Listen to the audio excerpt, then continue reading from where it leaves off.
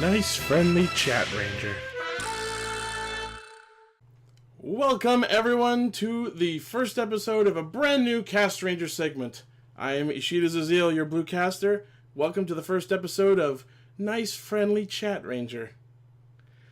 I have today with me a very special guest coming to us straight from Tokyo, the film master himself, the master behind such films as Gun Caliber, Strega, and many other works of art. Joining us over Skype today, please introduce yourself. Hey guys, my name is Bueno. I am the producer, director, and star of Gun Caliber, and I run basically a small ragtag group of talented people called Garage Hero in Tokyo, Japan, and we make indie tokusatsu. All right, excellent. So, Garage Hero, this ragtag band of teenagers with attitude. Tell us about this. Not really. Dude, we're in our 30s. Oh, no, I'm aware. I just felt like making the joke. Oh, boy. So, tell us a little bit about Garage Hero as an organization, how you have recruited this band of indie filmmakers and people of different careers, and how you've assembled your little organization here. First of all, we're not an organization. I think that's the first mistake a lot of people make whenever they see our promo videos. They think that we're a large group. I've had 3 people come to Japan here. Like they've come up to me and it's like, yeah, I'd like to take a look at your studio and take a look at your, where you shoot and all this stuff. And then I'm like, yeah, sure, I'll show you. And then they go to my apartment, and it's this apartment, and you can't fit in the apartment because there's too many suits. And they're all like, what the fuck's this? I'm like, it's the studio. And they're all like, well, I thought you were a big organization. No, we're not a big organization. We're like fucking 5 people, dude. It's like, but your promo video looks like you made you're like a big studio. I was like, we're not a fucking big studio, and you got to realize that. And we're still Garage Hero is still a baby, and we still need to get bigger. But I've met people through many years of just meeting other people and being in the industry and outside of the industry, and just people who are just good at what they are and talented at what they do. And I just try to figure out a way of how to implement them in things that I want to create. And that's pretty much what Garage Heroes become. Yeah, I can say I definitely understand that sort of logic, because our group, Ixie Studios, is literally 5 or 6 guys operating out of a renovated garage. And our studio is just one room in that garage. Yeah. So I've seen in your reviews. Oh yeah. So one thing that really interested me when I first started researching you guys is that you yourself are actually originally from Canada. So born and raised in Winnipeg, Manitoba. Excellent. So how did you come to live and work in Japan? As everyone knows, Winnipeg isn't really the most exciting city in the world. So I moved from Winnipeg to Vancouver actually to take care of my aunt. She had cancer, and so I wanted to take care of her, and I did what I could, but in the end she kind of passed away, and I was kind of left with what do I want to do next. And so I was kind of lost for a while actually when I moved out to BC in Vancouver, and because I was by myself. I wasn't getting along with my mom, and I was just working as a janitor. But I had a dream. I wanted to go to Japan ever since I went to Japan back in high school, and I wanted to go back. And so I just kept on working, just cleaning toilets and mopping floors in commerce buildings, and living in one of the worst places you could live in Vancouver Chinatown, which is owned by biker gangs, run by biker gangs and stuff. So I basically just toughed it out, and I met one of the people who would basically just be one of my teachers, not just a teacher in martial arts, but one of my life teachers. His name is Bruce Fontaine. And he was my wushu coach. He's the guy who taught me Chinese martial arts, Chinese wushu. And he used to be a stuntman for Jackie Chan. He used to work as a stuntman, Jackie Chan's his stunt group. He was part of Jackie Chan's stunt group for one movie. Cool. And so he said, if you want to go to Japan, do it. And I just said, holy shit, you're right, And so I decided to move to to Japan. I moved to Osaka first, and then a lot of stuff happened there, so I moved to Tokyo, and now here I am. Been here for 10 years. Excellent. All right, so among the many projects you've done, aside from straight up indie tokusatsu, is apparently tokusatsu adult videos, which is something that I never even considered could exist. So Yeah. you've done some pretty interesting things with this. You've taken seasoned adult video stars, given them action training, some of them in less than a day, and created literally tokusatsu porn. So Yep. where did the drive to do that come from? How'd you get into that? Well, before that, first, when I came to Japan, I started learning from a bunch of from a bunch of action groups, because my wushu coach actually introduced me to um, like a stuntman who actually worked on stuff like Metal Gear Solid and Devil May Cry, and the group that he works with called Yuden Flameworks, and they had a bunch of practices in Shinjuku, and I practiced there, and it was fun in the beginning, and for the first while, like, everybody's all like, yeah, welcome to Japan, man, yeah, we'll teach you all sorts of stuff, and like I wasn't good at Japanese, and then I noticed as um as I kept practicing more and more, there was like less people going to the practices, and at one point I was the only person who came to the gym. Mm-hmm. And then all of a sudden the next month everybody was back, and they're all like, hey, did you watch the trailer for our movie? I'm like, what trailer?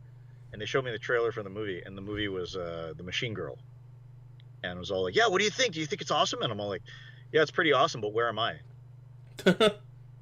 And then they're all like, well, and I'm like, yeah, exactly. So I just decided, okay, these people are just dumb, and I'm never gonna be like, like, there's some who kind of humored me. They're all like, yeah, so why'd you come to Japan? I'm like, and I was 25. I was all like, yeah, dude, I like Kamen Rider ever since I was a kid. I want to be Kamen Rider. And they're like, oh yeah, that's cool. And then after like a few months, they're all like, yeah, man, you're still practicing? I'm like, yeah, dude. Oh, dude, I want to be. I really want to train to get into the suit. And they're all like, oh, that's cool. And then after half a year, they're all like, you're still here? And I'm like, yeah, man, I told you I want to be Kamen Rider. And they're all like, uh, you should try to just find some other work. And after a year, you're laughing right now, but it was pretty damn freaking tough for me. Emotionally, it was just really, really tough, because like after a year, they were just all like, you know what, you should go back to your own country. Wow. And told me, and I was just all like, what? I was like, there's like 100 other people that want to be Kamen Rider. What makes you so special? What can you do? And I was just like, that's when it just really hit me. I was just like, holy shit, like, yeah, I need more, like, like, what skills do I have? And so and then, like, without the action people's consent, I just tried to audition. For that time, it was O's. I auditioned for O's. Oh yeah.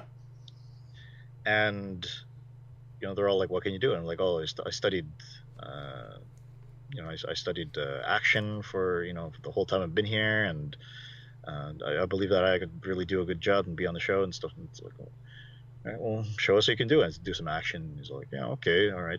Can you read the script? And I'm all like, no. He's like, you can't read Japanese. And I'm like, I can speak Japanese. I can't read it. I'm actually illiterate. And then they're all like, well, yeah, this is Japan, and you need to read Japanese if you're going to be able to work on this show. It's like, so if you were able to read Japanese, you could have been on Kamen Rider O's. I could have been on O's, yeah, but were you like auditioning for anyone specific? I was auditioning for Birth. Oh, what could have been? Yeah, dude, I'm not gonna get that. I'm not. There's no way I'm gonna get that role, dude. Like, but I did when as a part-time job, I did some hero shows though. Mm-hmm. Actually, one of my first hero shows was Kabuto when I first came here. Oh yeah. Yeah, I was one of the worms. Oh, and then when one guy couldn't come, I actually substituted as Kickhopper. Oh, that's awesome. Yeah. So I got to be Kamen Rider, but it's not exactly the show, right? It's a show, It's a but stage not show. the show. I would say that counts. A stage show. Uh, I don't know. When you're doing it in front of in a parking lot, I don't think that counts as. So yeah, tell us about how you segued from that into the toku porn.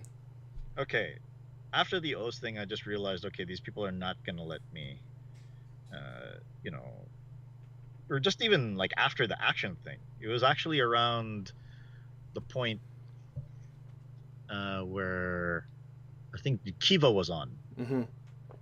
I was just stuck in my apartment, in my really really down dingy apartment in Tokyo here, and then all of the action people, they're all making these like cult action movies with Tokyo Shock and you know Kamen Rider Kiva started airing it, and I was just all like, I was fed up. Like, Kamen Rider sucks. My senpai are all egotistical bastards who do not want to let me work with them. That's it. You know, I'm going to just fuck it. I'm going to make my own. And I had no idea how the hell I was going to make um make a tokusatsu. I just wanted to do it. And so I just bought some clay. I just looked up some tutorials on YouTube, whatever I could find. I bought some clay and I started sculpting and I made Gun Caliber. And I started shooting some test footage and then, especially like the action sequences and stuff. And Mm-hmm. I brought over my man Joey Min from Art School Dropouts, who was then Fist Styles at the time. Mm-hmm. And I brought him over and we shot some stuff and it was really funny stuff. And I felt what I wanted to do from the beginning. When I first came to Japan, I was like, okay, this is what I wanted to do. And that test footage with Gun Caliber, it really helped because I had a proof of concept. And it was from there that, because I went to the store Hero and Tokusatsu Lab and I became friends with the guys there, and then they introduced me to one of the directors at Giga. His name is Unatsuki, and he saw the footage of Gun Caliber and he's all like, hey, do you think you could do this at our company? And I'm all like, yes. So I mean, like, come on. I like women, especially Japanese women, voluptuous Japanese women, and I like tokusatsu. You take the two things together, right? Oh yeah. And it's like that's like every tokusatsu nerd's dream job, right? To work with beautiful women making a tokusatsu. Yeah. It's like a lot of people would be all like, why would I do that? That's greasy. And I'm all like, dude, like, you gotta take like the path not journeyed through. And so maybe like when I was maybe 11 years old, 12 years old, I was like, man, porn, that's greasy. I'm never gonna do that. And look at me now, I'm a porn director.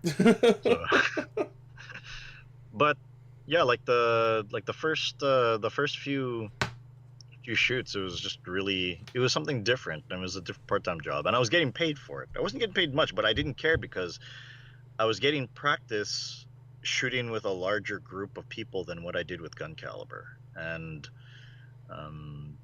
yeah, working in tokusatsu porn, I got to see the process of it, and especially with this group. It's called Giga.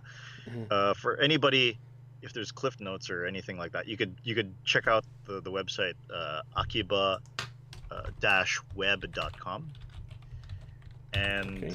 obviously you have to be 21 or older, or just click the yes button even if you're like 10 years old, and then you'll get in.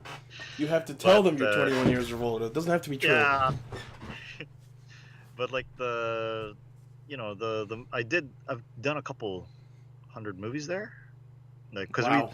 we do like movies maybe 3 to 4 times a month, and so I've worked with over 300, like a couple hundred girls, right?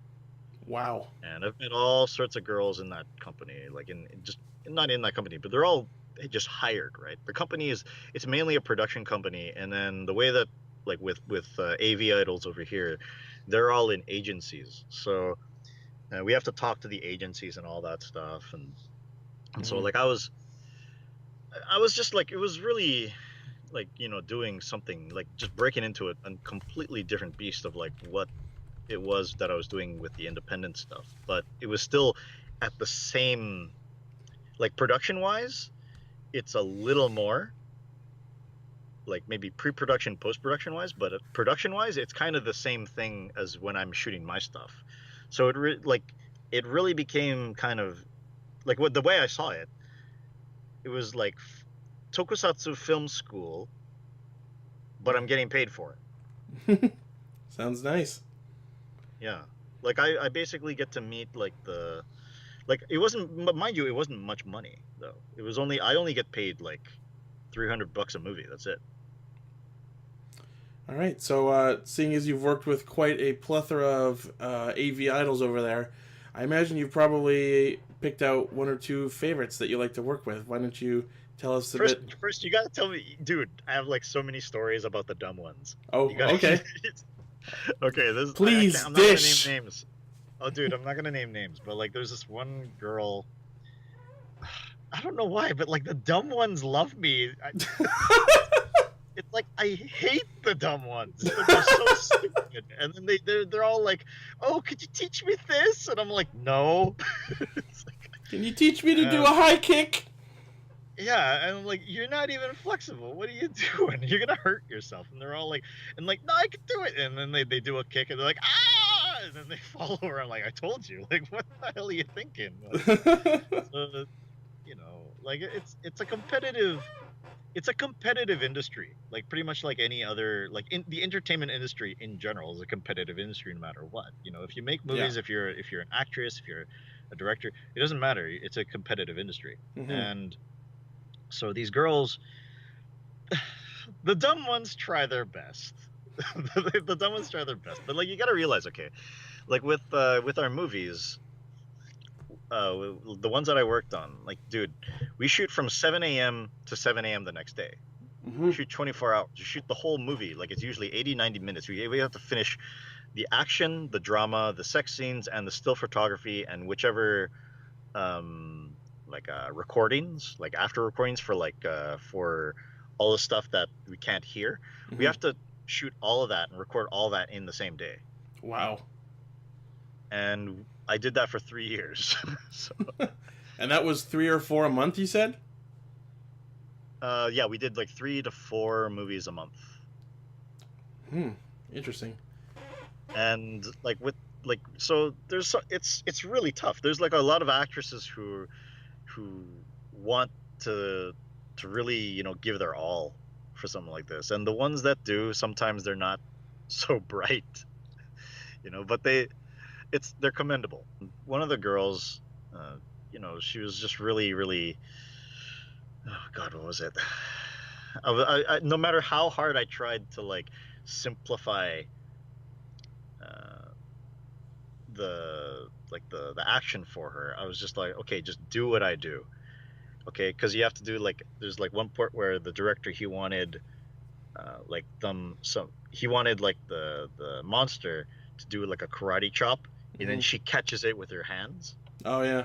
Like, we call that what is it, the Zen prayer or whatever it is. I know there's a term for it, but I can't remember it offhand. Yeah, like, so he wanted that, and then no matter how hard she tried, she kept on getting like karate chopped at the head. It's like, dude, like, did it like 5 times. Just each time she got hit in the head. So, and she's a cute girl, but she's really stupid. And I'm like, okay, I'm going to yell ha, and that's going to be the signal for when you catch it.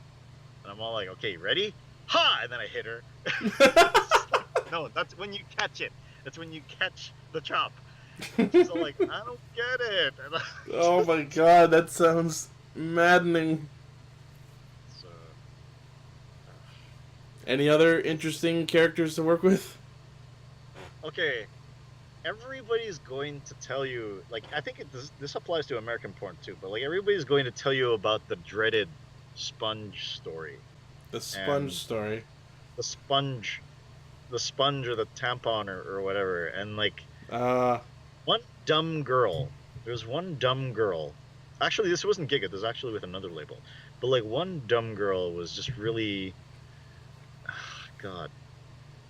There was a smell on set, and like the like the manager, like we have to get like a health check report, Mm-hmm. or like a sign from like a doctor saying like this girl is completely healthy and she's able to perform. Mm-hmm. And I was waiting for like the manager. Like I was like, yeah, do you have the health check? Do you have like the report and stuff? And he's like, yeah, I'll go get it. And then like the like I was like the assistant director slash action director, and then like the directors all like we're still waiting. Like we wait for like what 2 hours, and like he's still not back, and so like we're like, okay, let's just shoot the damn thing. You We might have as no well time. have just thrown a smoke bomb and vanished into the fog. Yeah. Like he wasn't there, and so we're all like, what the hell is that smell? And then we're just looking at, we're trying to find where this smell is coming from, and we find out it's coming from the girl. It's Oh coming from her god. pussy, and like, what the hell is that? And so like we you know we I didn't do it, but like some guy, one of the other ads, like pulls out this sponge, and it's just full of like blood and like just this urine and all this. It's just gross. It smells like the most rotten egg stank smell you've ever smelt in your life, Oh coming out jeez. of this girl. And it was disgusting. It was one of the most disgusting things that has ever happened to me in my life. That's a boner killer. Yeah. And then at that time, we just pulled it out, and it was just like a comedy. The manager comes into the door. I got it, and then he's just like, it's just like, Wait, wrong girl. it was just really, really, that was fucked up. So, Lovely. Any other interesting stories like that? too many. There's too many. All right, so why don't we just move on and tell us about who you liked working with? Who's your favorite? My favorite. Um, there's two, but two of them are there's three, but two of them are retired. The first one that I liked, her name was Yu Anzu. Mm-hmm. She was really, really hot, and she kind of looks like my ex-girlfriend. But yeah, she was really nice, and she was able to do because like the first movie that I did, we needed her to do gun katas, and she doesn't dance. She doesn't know. She's never done action before, but I taught her, and she did it. She looked fine, and it was good. Like she was really nice, and talked to her, and she was really nice to me. But she quit the industry, and so she doesn't do it anymore. The second one is Kizaki Mika, is her name. Mm-hmm. And Kizaki Mika was she quit too, but she was really, really flexible. She has a really nice face, a great body, and she could do the action. She was all right with doing the action. She knows how to throw a punch. She knows how to do a kick, and but she's kind of an airhead, but she pulls through when we need it. So, but my favorite out of all the girls that I've been working with, and I've worked with over 100 girls. I've worked with hundreds of girls, right? And this is the But one the that's one that still really, working. this is the one that who she's still working. She's really, really positive. Uh, she doesn't have like she's only a B cup, but that's because she used to do ballet. Mm-hmm. Her name is Miori Mai Miori. You could find her on Twitter at Miori Mai, Mm-hmm. and she's great. She's always up for a challenge. She's always willing to learn new things. She loves learning, just not just action, but like anything. She's willing to learn anything. She just likes to evolve. And she's probably the best girl I've ever worked with, ever. And I really want to work with her again. I could teach her action. I taught her action. She's never done action before. I taught her action in one day. She learned it all. And I teach her the choreography right before we shoot, 5 minutes before we shoot, and she's got it down. So she's smart, she's sexy, she could be cute. She could That's the thing with a lot of AV idols. They're kind of like broken into different kind of genres of what kind of girls they are. Like you'll have the cute lolicon kind of girl, and then you'll have the pretty college student, or you'll have like the sexy wife, or something like that, right? Like a cougar. She can do all three. Like she just give her, change her makeup, change her hair, change her clothes. She can do all three, and it'll be believable. So Miori Mai, yeah, she's an amazing girl. She's an even more amazing person, and she's just the best person I've ever worked with in my life. Well, sounds awesome, and I hope you get to keep working with her. Oh, I hope so too. I hope so. I'm hoping to work with her again soon. Hopefully we can do some talks about something. Okay. So let's talk a little bit about Gun Caliber, which is probably what most people know you for. Yes. So, looking at the suit, a thought that I and many of our fellow Castranger members had was, and I apologize if this offends you at all, but the head, the helmet, the horn kind of looks like Kamen Rider Guy, and the chest is oddly reminiscent of the Kabuto era riders. So I was just wondering if there was any sort of correlation to that, or if that was just a coincidence, or if it's just completely unrelated. And no offense taken, dude. No offense taken. And more, and expanding on that, just maybe tell us a little bit about how you came up with the design overall.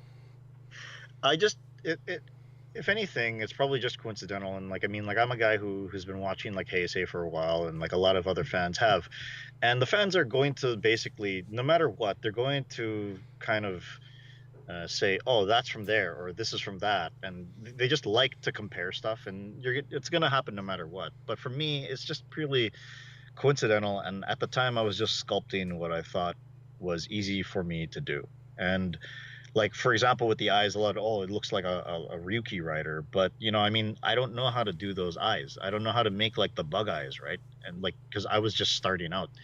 And so that's why I said, okay, well, what if I make it just like a visor, and then I poke holes through it, and it'll make it black so that like people won't see that there's holes there. It just works. On a technical level, with what I was able to do at the time, I could, just do that. Now, I don't do the Zoke anymore. Like, I don't really handle the Zoke anymore, and I have somebody who does all the Zoke for me, and so I just let that guy handle all that. But just for anyone listening who doesn't know the term Zoke, that just refers to the production of the suits.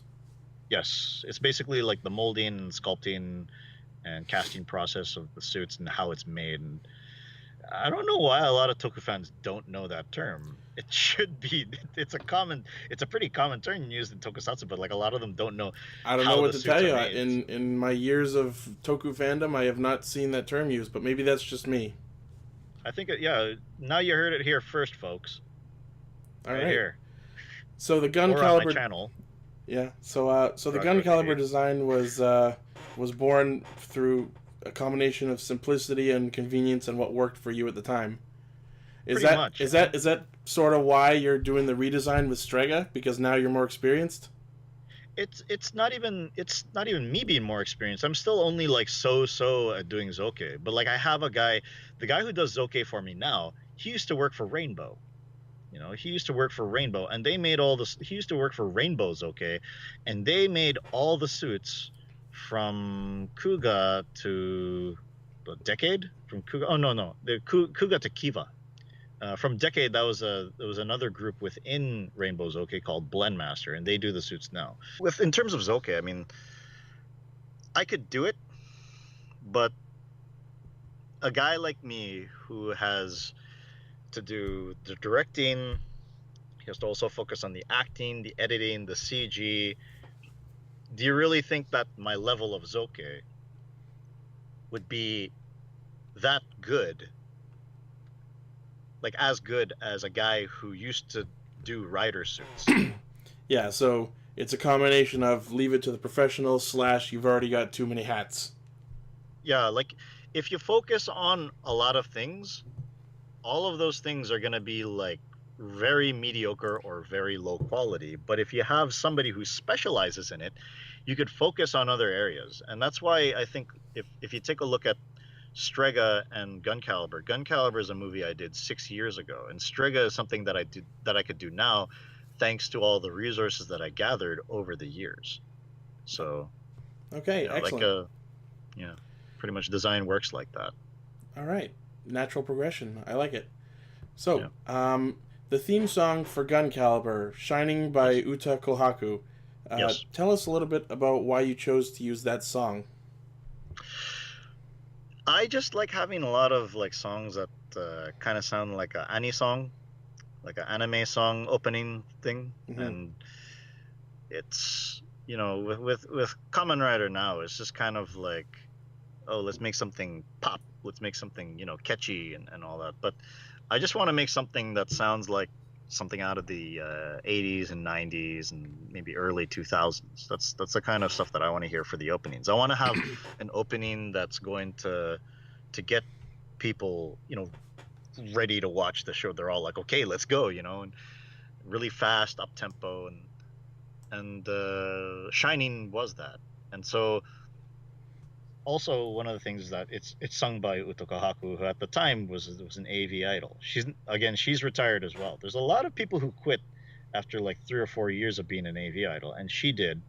But yeah, like I basically said, okay, I want to use this. And so I talked to her manager, and her manager pointed me in the direction of the producer, the guy who produced it. And then, I showed him Gun Caliber, like, I want to use the song for this movie. And he's all like, yeah, okay, here. So just you could buy it for maybe like $300. I'm like, okay, $300, like $300, and I get the rights to it. I could use it as many times as I want, whenever I want, however I want. I would say that's a pretty good deal. It's a good deal. Like $300 for a song. That's super cheap. Like, oh yeah. Compared to like if I was to get like somebody like freaking like AC/DC, I have to pay like a couple $1,000 to like just use the song. But in this case, it was a good deal, and Uta Kohaku has a bit of a following, so we're able to get more fans through using that song as well, because they're going to be like interested. Oh, hey, like it's used in this thing. Okay, so we could do that, and that's how you do cross promotion. That's exactly what I was going to say. Excellent cross promotion. Yeah, it's a way of getting fans at the same time as like making something that's interesting and something that people want to see. All right, so that was a combination of you liked the song and you wanted to combine the fan bases. Very nice. Yeah, that, and also I felt it was good to get people wanting to, because whenever they see that opening, a lot of people who watch the opening of Gun Caliber are all like, okay, yeah, like I'm home. I know this is like the stuff that I'm familiar with, and I really wanted to create that atmosphere. Okay, awesome. So, as we've been talking, you've built this indie toku empire of yours mostly on the backs of connections you made. It's not an empire. It's not an empire. Let's call it an empire for glory's sake. I'd say it's more like a cult fandom still.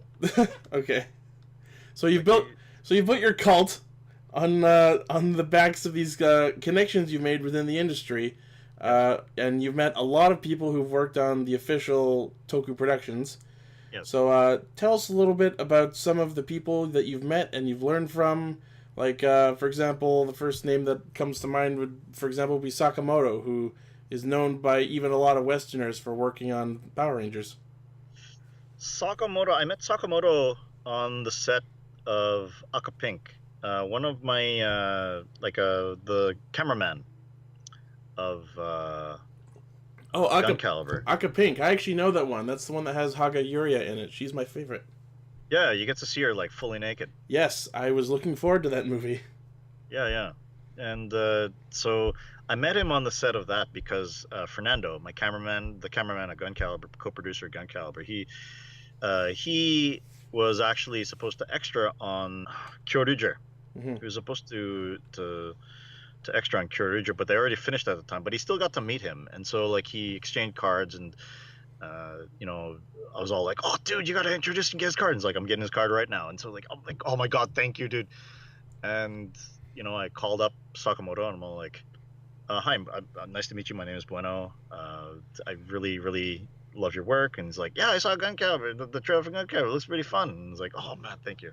Well, I actually gotta do like my Sakamoto imitations, like, "Yeah, I saw Gun Caliber. It's really fun." Yeah, it's like, so I was all like, "Oh, thank you so much." It's like, "Yeah, so you want to be an extra?" And I'm all like, no. It's like, but I'd really like to see it work. "Oh yeah, well you can come to the shoot, and we're gonna do that. We're gonna do the Aqua Pink. We're gonna shoot movies. That's okay." And I'm like, "Yeah, okay, cool."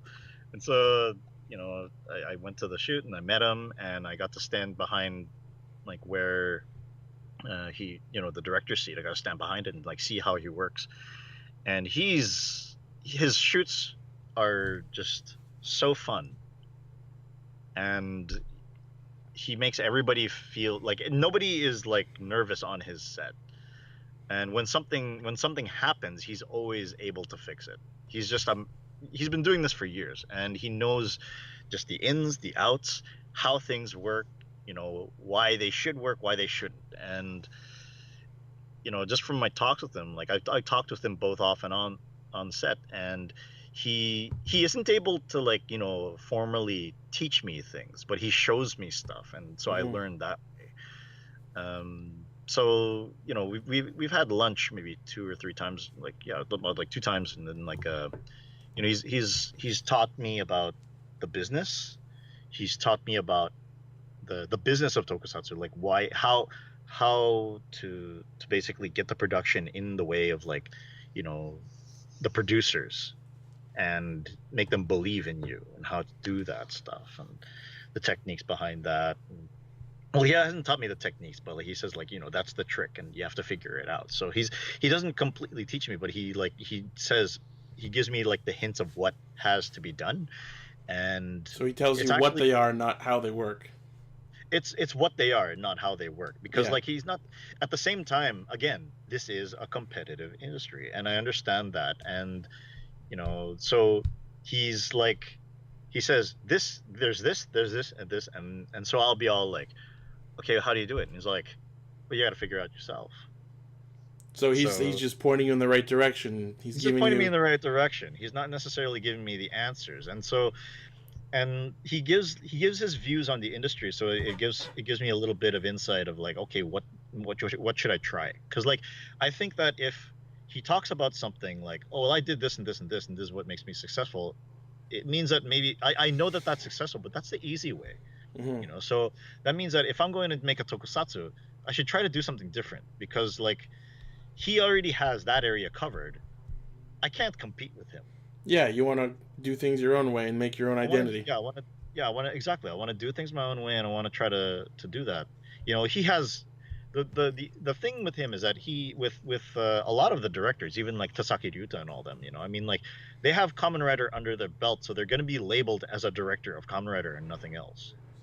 You know, like with Sakamoto, he's able to establish himself because like he did Power Rangers, and now then he did Ultra, and then he did Kamen Rider, and then Super Sentai, and so he has all of those under his belt because he did all of those. Um, but a lot of the other majority of directors, they do just Kamen Rider or just Sentai or just Ultra, and so like they're labeled as that. But he goes around and he does lots of stuff because he doesn't like doing the same thing twice, Hmm. you know. So he always likes to do something different, and that's the reason why he's done everything, and that's why he's able to label himself as everything. So he's really inspirational. Uh, but you know, one day, Hmm. he's my teacher. I look up to him, but one day I know that in my heart I have to make something better than him. So it's the whole surpassing the teacher bit. But that's the thing. That's He likes that. He likes having like friendly competition. Hmm. They're like kind of like, "Oh, you got that? Okay, well I can do this," you know. So it's more of like, Here's the it's next more of hurdle. yeah, yeah, exactly. There's like it's there's no animosity. It's just friendly rivalry of like who can do what. Yeah. And me being on a lower scale than him, I believe there's some things that I can do. I still have a lot to learn from him, though. There's still a lot of things that I need to learn, and I'm willing to I hope that when everything cools down, we can meet up and we could talk more, because I really want to learn more from him. All right.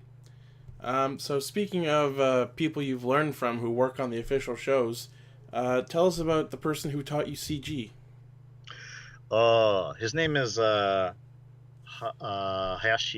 Kiyoshi Hayashi, and he's one of the guys who works right now. He works on Exade, on all three. He works on Exade, he works on Ultraman Orb, and he works on Zyuohger. So he does all the CG because he works for the CG company that does all the stuff for the Toei shows. Mm-hmm. Their name is Nippon Eizo Creative, and he works for them sometimes. Sometimes works for them, sometimes he works freelance, and he's the guy who taught me all of the techniques that I needed for Strega, because he saw Gun Caliber and he's like, yeah, Gun Caliber is really cool, but there's some things that you could do better. And I'm all like, if it was anybody else, a lot of people would be all like, who's this guy think he is?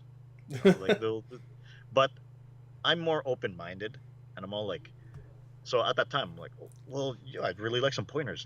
Can you show me some stuff that you did? So he shows me this one clip of was it at the time? He showed me the train one. TokuSatsu? Yeah, he showed me a clip of TokuSatsu where the rail visor on the guy's helmet kind of goes crooked, and then he fixes it. Oh yeah. Yeah, so he's like, yeah, you see that? I did that. And I'm all like, whoa. And so at that time I just got a new computer. It cost me $7,000. But wow. But I was like, it's a laptop, a gaming laptop, and I'm all like, okay, this guy better show me how to use this. And so he's like, what do you want to know? And so okay, how can I make Strega Henshin good? He's like, you could do this, and I'm like, holy shit, it looks like Kamen Rider. And it's like, well, yeah, I work on the show, and I'm like, yeah, I forgot.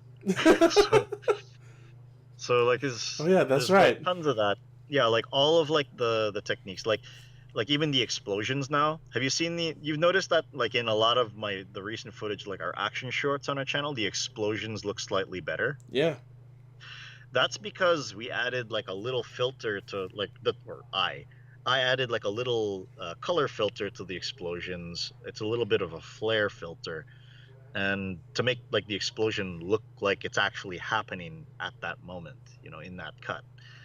And it's not realistic, but at the same time, it's just a tad. It adds a bit more flair to the shot and a little bit more impact. And at the time, I was like, he's like, okay, show me how you make an explosion. So I dropped the explosion, put some fragments on it, and then he's like, okay, that's good. You got your camera shake and everything there, but there's something that you should add. And he puts the flare. He says to me, if you are working for Sakamoto, if you don't add this filter, he will not say okay to this cut. So he showed me how to add the filter, and I was like, wow, this is like a Sakamoto explosion. This is crazy. So a Saka explosion. Yeah, it's a Sakamoto CG explosion. He showed me how to make the Sakamoto CG explosion. Wow. All right, so moving on to some other official people that you've worked with, I hear tell that you have trained with Mr. Kamen Rider himself, Seiji Takaiwa. Yes, I'm actually training with him after this. Oh, wow. Yeah, he's out of all the people that I've worked with in action in Japan, like I told you about my senpai earlier on in this, a few minutes, how many minutes prior, half hour ago, but pretty much every almost 90% of all stuntmen in Japan are assholes. They're all egotistical dicks, and it's all about who gets more work, not who's genuinely nicer or good or anything like that. It's about who gets more work. But Takaiwa isn't like that. He actually cares. He's like one of the nicest people I've ever met in my entire life. And he genuinely cares, but he's strict. And he, because of the fact that he's strict, it makes me want to get better. And he's seen, clips of Gun Caliber, and he's seen Strega, and he's like, it looks really good, but you can move better than this. I know you can move better than this. This is not your best. And he takes like the time, like whenever like after class is finished and I'm like, oh, thank you so much for teaching me. He takes that extra 5 minutes, extra 10 minutes to tell me what I should improve on. He takes me to the corner and he's like, okay, your hips, you should move your hips a little more like this so that your kick stands out more in the camera. Because like you're using a fisheye lens right now, and that's okay, but to make it stand out more, you might want to do this. And it's just those little things that it really shows he cares. And I'm just so thankful to him. That's definitely the mark of someone who cares.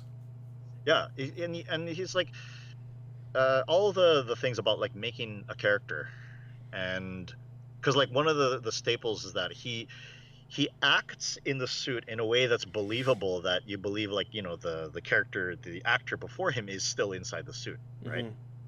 Like in this case with obviously with Deno, he has to do like 5 different characters, right? So oh yeah, he's able to like adjust to whichever character he is in that suit in that moment in time. And you just with any character afterwards, like whether it be with, for example, like with Ryuki, he said like, okay, with Agito, he told me from Agito, before he did Agito, he was like what, Time Red? And so the transition from Time Red to Agito, like Time Red was like karate. Mm-hmm.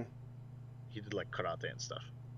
But with Agito, he's more of like, he's still a superhero, but he does more of like a Bushido way of things when he fights. Did you notice that?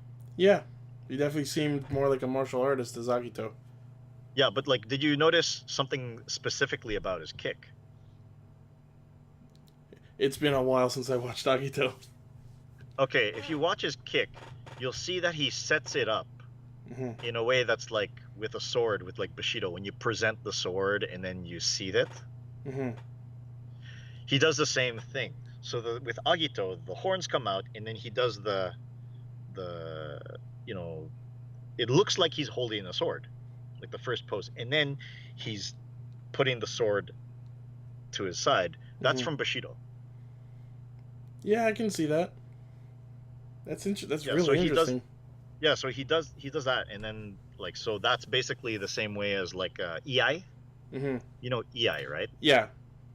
EI is basically quick draw, like the Japanese equivalent to quick draw shooting, like gunslinging, or this thing, but with the sword, right? So yeah, it's kind of like the Agito's rider kick is kind of like a mix between like EI and Bushido, and the character just overall is modeled after Bushido. But then like with Ryuki, like Shinji's a goof, right? So that's why like he's able to do more like clumsy, funny-ish style stuff. And so if you take a look at like Oz and Ryuki, they're kind of like the suit acting is kind of the same.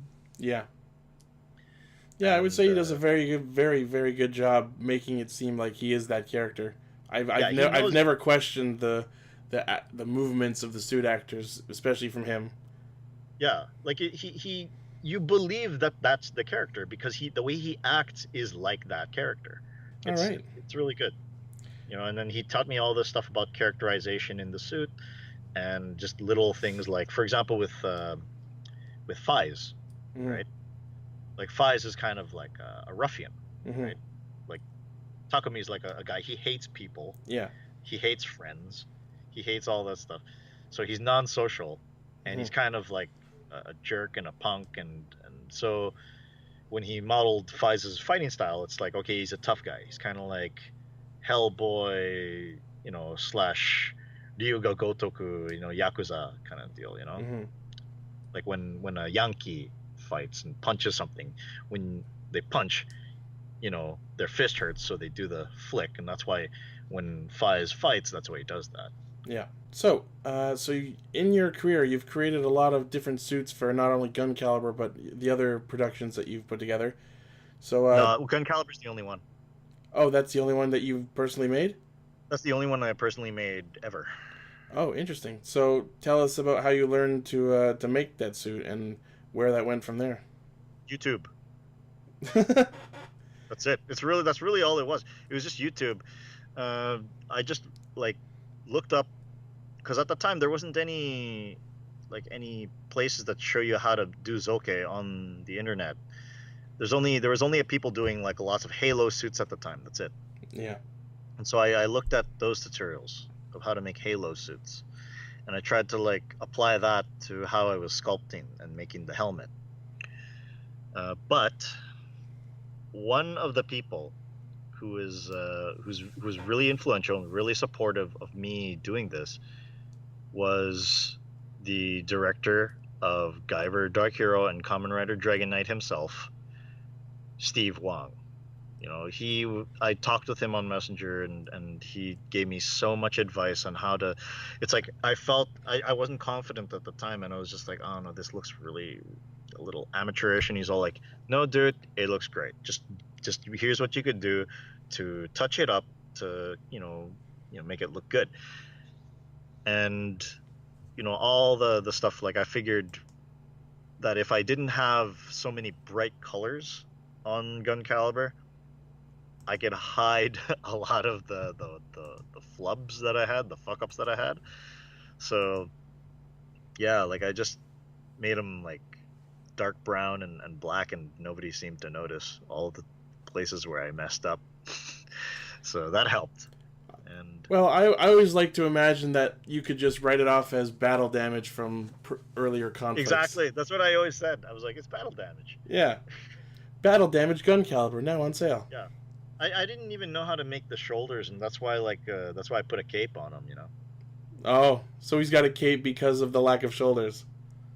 It's the lack of shoulders, and also because I was like, okay, what kind of character is he? He's a gunslinger. Mm-hmm. Okay, so how about, so I took a look at gunslingers, and I was like, two of the, I guess when you go back to the talk of design, if we go back to the talk of design where, okay, what kind of was the base for him for Gun Caliber? Mm-hmm. It was a design of stuff that I'm able to do within my ability, but I also took a look at Vincent from Final Fantasy VII, and the Man with No Name from the Man from No Name series, Clint Eastwood's character. Yeah. From Fistful of Dollars. So all that kind of makes it together. I'm like, okay, he looks pretty badass. When I finished with him, like Boba Fett as well. Mm-hmm. Interesting. So, besides Gun Caliber, we have all these other suits that you've done for these. Well, not that you've made. But I didn't do them.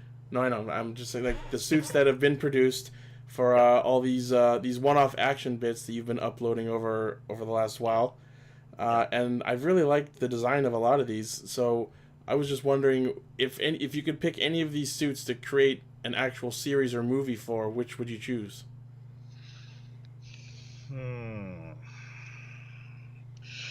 You really thought that one out, didn't you? Let's see. Which suit would I choose? First, which one would you choose? I like Suzaku. I really like that one. Yeah. I'd watch a show. I watch a show about Suzaku. Okay, what do you like about him? What do you like about the character in the suit? I'm just really attracted to the Phoenix motif, and I think it's well presented. Okay. All right. Well, I think you could base a good show off that idea. Maybe what you could do is do Kamen Rider Ghost, but better. A character who dies and comes back to life, but, better. Yeah, maybe. I guess it's my turn now. Yeah. Out of all the suits, Like, would this have to be a show for kids, or would it? Well, in any context, just anything you'd like to put into production for the sake of a movie or a series. Or... If that's the case, I want to put Strega. Well, I mean, obviously, besides the ones besides that you're Strega? actually going to put into production. Okay, so besides Strega, right? Yeah. Okay. I think a lot of people would probably want to see Inzector Alpha. That was actually going to be my second choice. I like that like one. a lot of people want to see, because like, again, a lot of people they want a Kamen Rider, but you cannot. Like, the thing is, Kamen Rider will never be yours. I've seen so many people. There's like some people they just don't get it. Like, it's kind of like with Image Comics. Like with Todd McFarlane, I feel like I'm like Todd McFarlane. Like with Todd McFarlane, like he drew Spider-Man. Everybody loved it because it's a unique style. But then like Marvel would be like, you can't do that. Don't do that. No, don't do that. That's our character, not your character. Stop trying to make it yours. And he got fed up, so that's why he made Spawn. That's why he made Image Comics and Spawn. And people they're gonna think that they can work for Toei, and they can get away with whatever they want and make any kind of rider with it which way they want, and it's all gonna work out, and they're going to have a job. And you can't. Mm-hmm. The reality is you can't, and you won't. No matter how hard you do it, even if you did get it, like, that's why, again, I do not want to work on Kamen Rider, because I will be told what to do. Mm-hmm. Do you honestly think that I'm that kind of person, though? No, I can definitely see that you're a person who enjoys having his creative freedom. And that's why I probably will never work on Kamen Rider or Sentai or Ultra. But that kind of brings up another question. Well, we're getting off topic, but like, if there's anything that I want to do, yeah, I guess like of those suits, I'd probably want to do a series of Inzector Alpha, and just a way that pay it off as kind of like a homage to Ishinomori Shotaro. Like, pretty much anything I do is like trying to be in like a homage to like more like the tokusatsu greats like Tsuburaya and all that, but I still have that Heisei kind of feel to like the stuff that I do, right? So, yeah, I think it's funny that you choose Inzector Alpha after this speech about not being Kamen Rider, because when I first saw Inzector Alpha, the first thought that went through my head was, hey, look, it looks like Gatakiriba. That's that's the whole thing, is because like, was that on purpose? What the fans want. Was it made like Gatakiriba on purpose? Yeah, because I know what the fans want. That's awesome. The fans want that, right? Yeah. See? So I give it to them, and then they're all like, but the only thing they can do is compare it to Gatakiriba. Yeah. Well, like, unfortunately, when people see... the fans, if the fans had their choice, they'd want a whole series of just Gatakiriba. Like, somebody finds the 3 core medals, and that's all they use through the whole series. They probably want that. Yeah, no matter how much they want it, unfortunately, Gatakiriba's CG was apparently very expensive to produce. No, but it has nothing to do with the CG. It's like the design in itself. Yeah, they just want the suit. They want the show to showcase the suit, but Toei won't do that. Yeah, because it's not O's. No, of course, O's is based on the multiple suits. Exactly. So, but with me, I like the design. Mm-hmm. I wouldn't mind making like a show of just that, but make it different, Yeah. And so that's why make your own rider, but you don't call it Kamen Rider, obviously, because of copyright things. But like, you can make something like it, and that's just something that the Toku fandom doesn't seem to get. Everyone's so attracted to the title of Kamen Rider instead of... Yeah, it has to say Kamen Rider on it for it to be good. So like, I don't think anybody is really gonna watch Strega unless it says Kamen Rider Strega on it. Like, if you go to one video, I think like the 3rd episode of Gun Caliber, somebody asked, they said, please make a Kamen Rider show of this. I actually saw that comment when I watched that episode just before this interview, and I laughed. Yeah, what do you think? What'd you think of it? I thought that comment was hilarious. I laughed at it, and I just can't believe that people would be so simple-minded. Yeah, but why is it simple-minded? It's just because they see something that looks something anything close to the one franchise that they watch and enjoy, and they're like, no, it should be that. Yeah.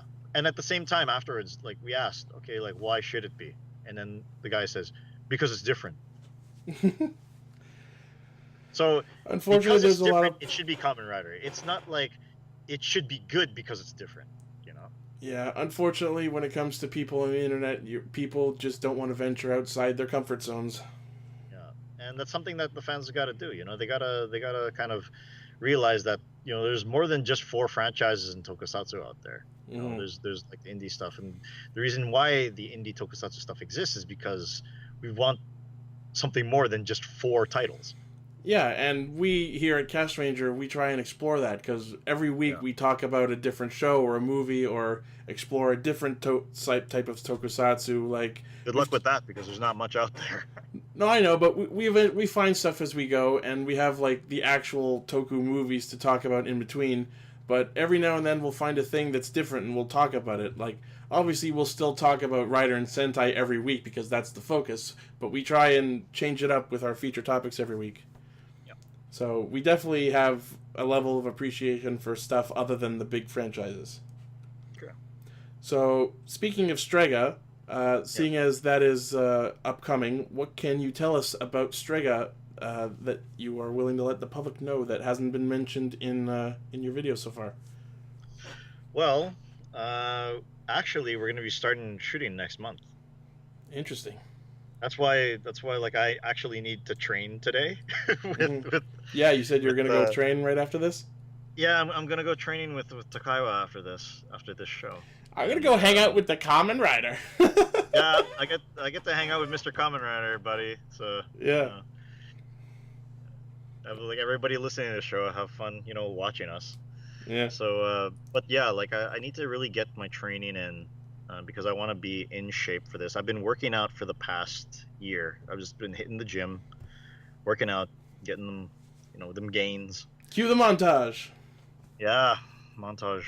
And yeah, like Strega takes place obviously after Gun Caliber, and it's still like Soma doesn't have his suit anymore because of the fact that he's a test pilot for a new suit called Strega. So it's basically going to be the same thing as Gun Caliber, but with a new suit. Okay. That's the biggest thing I imagine anyone looking forward to Strega has been wondering. It's like, why the new suit? The new suit, well, first of all, production-wise, I wanted to have a better suit than what I had with Gun Caliber. So we go when with... you have... Yeah, like, I happen to have a guy who worked on Kamen Rider for like what 10 years. He worked for like Toei and Rainbow Zoke for 10 years. I think I'd rather have a suit from that rather than a crappy suit that I made, you know? Yeah. So, you know, and like, so I decided to go with a new suit, but it's still the same character. Yeah. The character's still the same. So like, production wise, it's just because I wanted something with better quality. Story-wise, Soma, he's a test pilot for a new suit because, you know, it pays better than working as a blue-collar superhero, as a contract superhero. So, you know, eventually he's probably going to get, like, suckered into, like, working for Vector. It's because it's basically Strega is the property of Vector, and so he is a test pilot for the suit, and he's working for Vector and partially the government because, like, Vector is a government-owned company. And it's more about, I guess, like, just like with Gun Caliber, it's not really so much about good versus evil. It's more about the characters and their own personal struggles and just them in general, because that's what kind of makes the world and the stories. I think a lot of people, especially people who make indie tokusatsu, they're too busy trying to, like, use characters that have been done in tokusatsu. Oh, I'm the cool guy. Oh, I'm the tsundere guy. Oh, I'm the guy who's the nice guy. Yeah, everyone's gonna worry about the tropes. Yeah, like so with Strega, it's more about people that not necessarily tokusatsu like characters. I base like a lot of the characters in this Strega here in like the sequel in the Strega the sequel to Gun Caliber. They're more people that I've met in real life and characters that I know. Those are the characters that are going to be in Strega. So, speaking of characters, are we going to see the return of Skuldier and or the Smart Ball Parlor? Yes, you'll see Skulger and the smart ball parlor, the smart ball staff is, Mm-hmm. especially the manager who basically acts like Soma's mom. Yeah. She'll still be there, Awesome. hopefully. Okay. And we actually, we actually get a peek into also like the professor. She's gonna be back. Professor Sakurai, Izumi Sakurai is gonna be back, and we actually get to meet the president of Vector. Cool. You actually get to meet the president of Vector, and Soma gets a partner. Ooh. Yep. So is this going to be like a secondary hero? Yes, it's a she. Oh, okay. Awesome. Yes. All right. So with the Strega teaser firmly in place, let's close this off with sort of a more open-ended question. So, seeing as you've become quite a name in indie tokusatsu, what sort of advice can you give to anyone out there listening who has become inspired by your words and would like to also start producing their own tokusatsu? I'd say stop being lazy. Stop being lazy and stop being scared, and just make it. Because if you don't have the balls or the gall to like even just like make the first step, who's gonna follow you? So you got to make the first step and set an example for people to be able to follow you and help you accomplish what you want to do. This isn't just for tokusatsu, it's for anything you want to do. If you want to create a new type of cheese, you're gonna have to figure out how the fuck you're going to make that dairy work. And you can't do it all by yourself because that's gonna take you years. But if you have a team, they will help you make it quicker. And it should be that you should be willing to like, go through everyone, either experienced or inexperienced. You can't just choose only one or the other. You have to have both, and you have to kind of want to be able to, accept your mistakes, because no matter what you do, your first tokusatsu will suck. No matter what, your first tokusatsu will suck. So you better start shooting more and more so that you get better. It doesn't have to be get the shitty one done. Yeah. No, seriously, you laugh right now, but like that's like Robert Rodriguez said the exact same thing. Like his first 3 short films were terrible audio, terribly shot, lenses he didn't know what he was doing. But when he shot more and more and more, he learned more techniques, and from messing up and just experimenting, that's how he got better. So I think that's what a lot of people do, is like they mess up once when they make a tokusatsu, and then that's it. They just throw it in the garbage. One guy I know, he deleted his footage, so he has nothing to go off of. Like he has nothing. He doesn't have a benchmark of like why are you laughing? Just the idea of like, sure it's bad, but just to delete it entirely, what? He must have been in some real depression. Like, yeah, and you can't do that. You can't just delete something because it's bad. You have to reflect on it, and you have to realize, okay, I have to do something better than this. And that's what I'm doing with Strega. Like I have more resources now. Like Gun Caliber was 6 years. It's a 6-year-old movie, and like, so I'm going to do something with Strega that I was all the things that with Strega that I wasn't able to do with Gun Caliber. And it's all about getting better. Yeah, you gotta keep doing it. You gotta keep working at it.